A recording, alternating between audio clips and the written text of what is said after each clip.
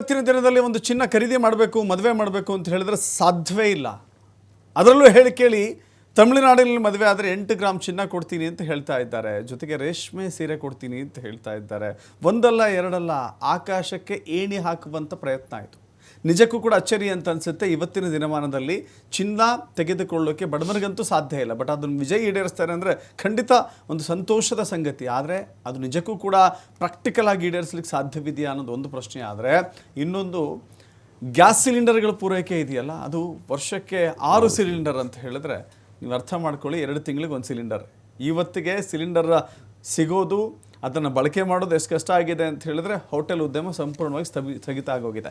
ಮಾತನಾಡಿಸೋಣ doctor Keshav ಸರ್ಗೆ. Sir, ಈಗ ನೋಡ್ತಾ ಇದ್ದೀರಿ, ಈಗ ಭರಪೂರ ಆಕಾಶಕ್ಕೆ ಏನಿಡುವಂಥ ಪ್ರಯತ್ನ ಆಗಿದೆ. ಬಟ್ ಇದೆಲ್ಲವೂ ಕೂಡ ಈಡೇರಿಸಬೇಕು ಅಂತ ಹೇಳಿದ್ರೆ ಬೊಕ್ಕಸ ಹಣದ ತೈಲಿ ಬೇಕಲ್ಲ, ಅದೆಲ್ಲಿಂದ ತರಕ್ಕೆ ಸಾಧ್ಯ ಇದೆ? ಏನು ಅವಕಾಶಗಳನ್ನು ಹುಡುಕೊಳ್ಬೋದು?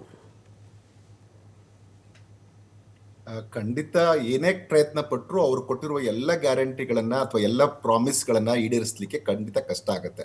ಅದನ್ನ ಹಂತ ಹಂತವಾಗಿ ಮಾಡಿ ಅದನ್ನೇನಾದ್ರು ಲಿಮಿಟ್ ಮಾಡಿದ್ರೆ ಬಡವರಿಗೆ ಮಾತ್ರ ಅಂತ ಯೋಚನೆ ಮಾಡಿದ್ರೆ ಮಾತ್ರ ಒಂದಷ್ಟು ಮಟ್ಟಿಗೆ ಸಫಲರಾಗಬಲ್ಲರು.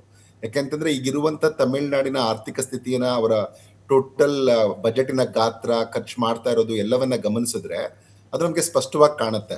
ಈಗ ನೋಡಿ, ಅವ್ರು ಕೊಟ್ಟಿರುವಂತ ಕೆಲವು ಗ್ಯಾರಂಟಿಗಳ ಬಗ್ಗೆ ಯೋಚನೆ ಮಾಡಿದ್ರೇನು ನಾವು ಈಗ ವುಮೆನ್ಗೆ ಡೈರೆಕ್ಟ್ ಬೆನಿಫಿಟ್ ಟ್ರಾನ್ಸ್ಫರ್ ಮೂಲಕ 2,500 ಪ್ರತಿ ತಿಂಗಳಿಗೆ ಕೊಡ್ತೀವಿ ಅಂತ ಅವ್ರು ಯೋಚನೆ ಮಾಡಿದ್ರೆ ಅಲ್ಲಿ 1.57 ಕೋಟಿ ಜನ ಮಹಿಳಾ ಫಲಾನುಭವಿಗಳಿದ್ದಾರೆ. ಹೆಚ್ಚು ಕಮ್ಮಿ 47,000 ಕೋಟಿ ಅದಕ್ಕೆ ಹಣ ಬೇಕು. ಆದ್ರೆ ನಾನಿಲ್ಲಿ ಹೇಳೋದೇನು ಅಂತಂದ್ರೆ, ಪ್ರತಿಯೊಂದನ್ನು ಕೇವಲ ಎಜುಕೇಶನ್ ಮತ್ತೆ ಹೆಲ್ತ್ಗೆ ಸೀಮಿತಗೊಳಿಸುವಂತೆ ಮಾತ್ರನೇ ಮಾಡಿ ಮಿಕ್ಕೆಲ್ಲವನ್ನ ಎಲ್ಲ ರಾಜಕೀಯ ಪಕ್ಷಗಳು ಯೋಚನೆ ಮಾಡಿ ಅವುಗಳನ್ನ ಬಿಡೋಕ್ ಸಾಧ್ಯ ಆದ್ರೆ ಆಗ ಭಾರತದ ಆರ್ಥಿಕತೆ ಉತ್ತಮಗೊಳ್ಳುತ್ತೆ ಅಂತ ನನಗೆ ಅನ್ಸುತ್ತೆ. ಈಗ ಇಲ್ಲಿ ನೋಡಿ, ಮೊದ್ಲಿಗಾಗ್ಲೇ ಪ್ರಯತ್ನ ಪಟ್ಟಿತ್ತು.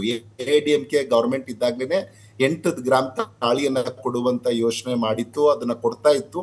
ಅನಂತರ 2022ನೇ ಇಸ್ವಿಯಲ್ಲಿ ಇದು ಆಗೋದಿಲ್ಲ, ಇದು ಕಷ್ಟ ಆಗತ್ತೆ ಆರ್ಥಿಕತೆಗೆ ಅಂತ ಹೇಳಿ ಅಲ್ಲಿ ತಾಳಿಕ್ಕು ತಂಗಮ್ ಅಂತ ಒಂದು ಸ್ಕೀಮ್ ಅಲ್ಲಿ 8 ಗ್ರಾಮ್ ಚಿನ್ನವನ್ನ ಕೊಡ್ತಾ ಇದ್ರು ಆಗ್ಲೇನೆ ಮುಂಚೆನೆ. ಅದು ಖಂಡಿತ ಕಷ್ಟ ಆಗಿದ್ದಿದ್ರಿಂದಲೇ ಅದನ್ನ ಮಾರ್ಪಾಡುಗೊಳಿಸಿ, ಇಲ್ಲ ಅವ್ರಿಗೆ ಹಣಕಾಸಿನ ನೆರವನ್ನ ಕೊಡೋಣ, ಮಂತ್ಲಿ 1,000 ರೂಪಾಯಿ ಈ ತರ ಏನೋ ಬದಲಾವಣೆ ಆಯ್ತದು. ಈಗ ಮತ್ತೆ ಅಲ್ಲಿಗೆ ಹೋದ್ರೆ ಏನಾಗತ್ತೆ, ಈಗ ಬದಲಾಗ್ತಿರುವಂತ ಆರ್ಥಿಕ ಸನ್ನಿವೇಶದಲ್ಲಿ ಅನಿಶ್ಚಿತತೆ ಒಂದೇ ನಿಶ್ಚಿತವಾಗಿರುವಂತ ಸನ್ನಿವೇಶದಲ್ಲಿ ಬಂಗಾರದ ಬೆಲೆ ಕೂಡ ಮಾರುಕಟ್ಟೆಯಲ್ಲಿ ಏರ್ತವನ್ನ ಕಾಣುತ್ತಾ ಇದೀವಿ ನಾವು. ಏರಿಳಿತವನ್ನ ಕಾಣುವಾಗ ನಾವು ಇಂಥದೊಂದು ಆಶ್ವಾಸನೆಯನ್ನ ಕೊಟ್ರೆ ಜನಕ್ಕೆ ಖಂಡಿತ ಯಾವುದೇ ಸರ್ಕಾರಕ್ಕೆ ಅದು ಫೀಸಿಬಲ್ ಆಗಲ್ಲ ಅಂತ ನನ್ಗನ್ಸುತ್ತೆ. ಇವನ್ನ ರೈತರಿಗೆ ಕೊಡುವಾಗ ಒಂದಷ್ಟು ಒಪ್ಕೋಬಹುದು, ಆದ್ರೆ ನೀವು ಪ್ರತಿಯೊಂದರಿಗೂ ಎಲ್ಲರಿಗೂ ಕೊಡ್ತೀವಿ, ಎಲ್ಲ ಸೆಕ್ಟರ್ಗೂ ಕೊಡ್ತೀವಿ ಅನ್ನುವಾಗ ಕೊಟ್ರೆ ಸಂತೋಷ ಆಗತ್ತೆ, ಅದ್ರಲ್ಲಿ ಎರಡು ಮಾತಿಲ್ಲ. ಆದ್ರೆ ಅಷ್ಟಕ್ಕೆ ಆರ್ಥಿಕವಾಗಿ ನಮ್ಗೆ ಆ ರಾಜ್ಯ ಸಫಲವಾಗಿದೆಯೇ, ಸದೃಢವಾಗಿದೆಯೇ ಅನ್ನುವಂಥದ್ದನ್ನು ಕೂಡ ಅವ್ರು ಯೋಚನೆ ಮಾಡ್ಬೇಕಾಗಿತ್ತು ಇಂಥದನ್ನೆಲ್ಲ ಯೋಚನೆ ಕೊಡುವಾಗ ಅಂತ ನನ್ಗನ್ಸುತ್ತೆ. ಈಗ್ಲೂ ಏನು ಬಹುಶಃ ಅವರು ಒಂದು ಇದನ್ನ ಮಾಡಿ, ನಾನು ಇಲ್ಲ BPL ಕುಟುಂಬಗಳಿಗೆ ಮಾತ್ರವೇ ಇವುಗಳನ್ನ ಸೀಮಿತಗೊಳಿಸ್ತೀನಿ ಅಂತ ಯೋಚನೆ ಮಾಡಬಹುದು, ಆಗ ಬಹುಶಃ ಯಶಸ್ವಿ ಆಗ್ಬೋದು. ಯಾವಾಗ್ಲೂ ಈ ತರದ ಒಂದು ಮ್ಯಾನಿಫೆಸ್ಟೋಗಳನ್ನ ತಯಾರಿಸುವಾಗ ಎಲ್ಲ ರಾಜಕೀಯ ಪಕ್ಷಗಳು ಒಂದು ಒಮ್ಮತಕ್ಕೆ ಬಂದು ಈ ರೆವೆನ್ಯೂ ರೆಸಿಪ್ಟ್ಸ್ ಅವ್ರದ್ದೇನಿರುತ್ತೆ, ಯಾವುದೇ ರಾಜ್ಯದ ರೆವೆನ್ಯೂ ರೆಸಿಪ್ಟ್ಸ್ ಏನಿರುತ್ತೆ ಅದರ 5% ಅಷ್ಟು ಮಾತ್ರನೇ ಇಂಥದೊಂದು ಫ್ರೀ ಬೀಸ್ಗೆ ನಾವು ಕೊಡ್ತೀವಿ ಅಂತ ಯೋಚನೆ ಮಾಡಿದ್ರೆ ಬಹುಶಃ ಎಲ್ಲ ಆರ್ಥಿಕತೆಗಳು ಮುಂದುವರಿಯುತ್ತೆ. ಯಾರಿಗೆ ಅಗತ್ಯ ಇದೆಯೋ ಅವ್ರಿಗೇನೆ ಅದು ರೀಚ್ ಆಗುತ್ತೆ. ಅದಲ್ಲದೆ ನಾವು ಈ ತರ ಯಥೇಚ್ಛವಾಗಿ ಕೊಡ್ತಾ ಹೋದ್ರೆ, ನೀವು ಗಮನಿಸಿದ್ರೆ ಮೊದಲೆಲ್ಲ ಭಾರತದಲ್ಲಿ ಕೆಲವು ರಾಜ್ಯಗಳು ಈ ತರದ್ದು, ತಮಿಳುನಾಡು ಸೇರಿ ಕೆಲವು ರಾಜ್ಯಗಳು ಮಾತ್ರ ಈ ತರ ಫ್ರೀ ಬೀಸ್ ನ ಕೊಡ್ತಾ ಇತ್ತು.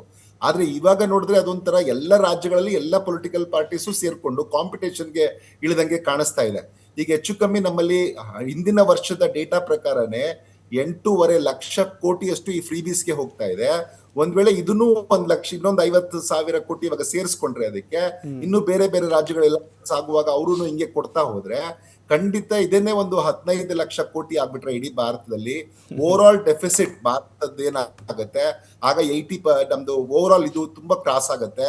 ಸಾಲ ಕೂಡ ಈಗಾಗ್ಲೇ ನಾವು 82% ಆಗಿದೀವಿ ನಮ್ಮ GDPಗೆ, ಈ ರಾಜ್ಯಗಳು ಸೇರ್ಕೊಂಡು ಅದಕ್ಕೆ ಆಗೋದ್ರಲ್ಲಿ ಆಶ್ಚರ್ಯ. Yes sir.